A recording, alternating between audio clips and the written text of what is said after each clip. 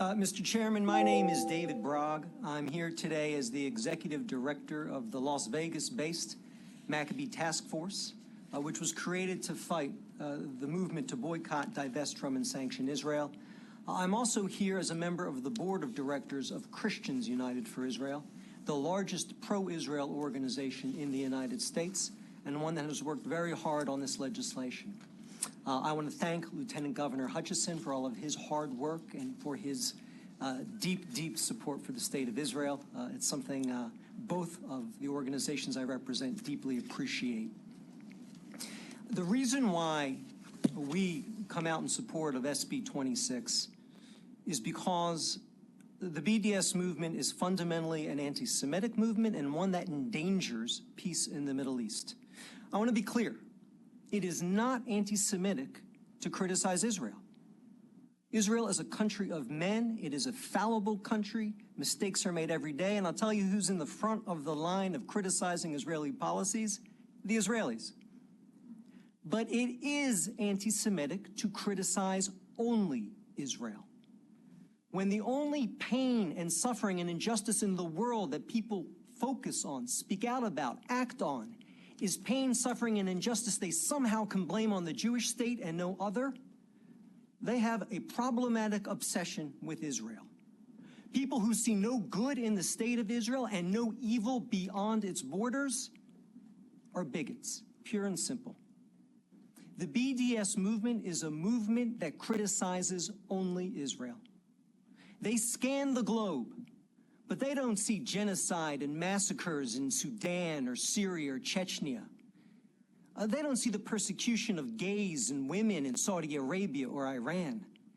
And they don't seem to care very much about the persecution of Christians in Egypt, Saudi Arabia, Iraq, Iran, Afghanistan, or Pakistan. They single out Israel.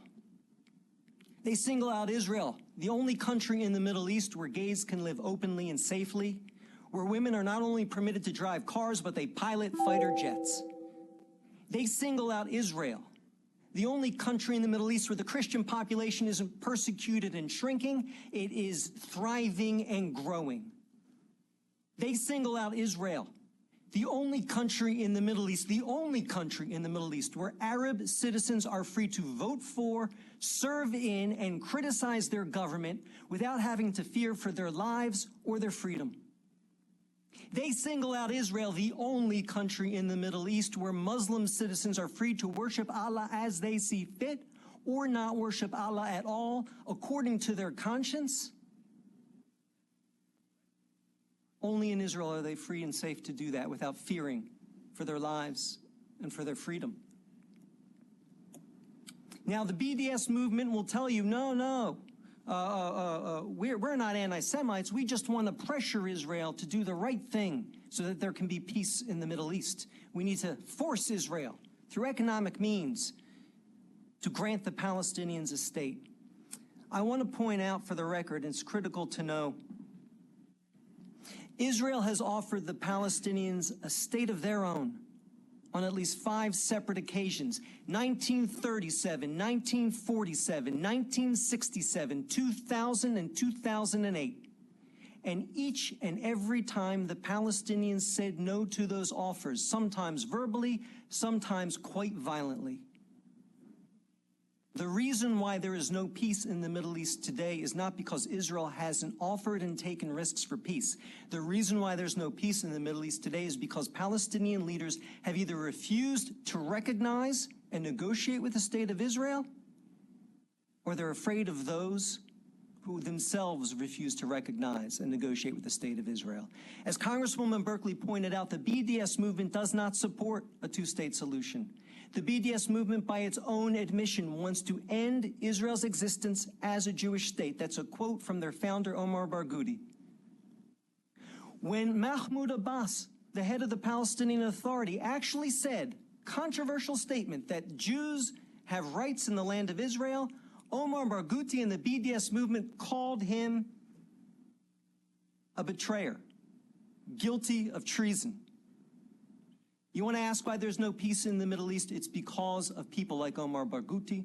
It's because of movements like the BDS movement that instead of embracing a two-state solution, instead of embracing negotiations, instead of embracing peace, attack those who do. With SB 26, senators, you have an opportunity to tell the BDS movement that its bigotry and extremism is not welcome here in the state of Nevada.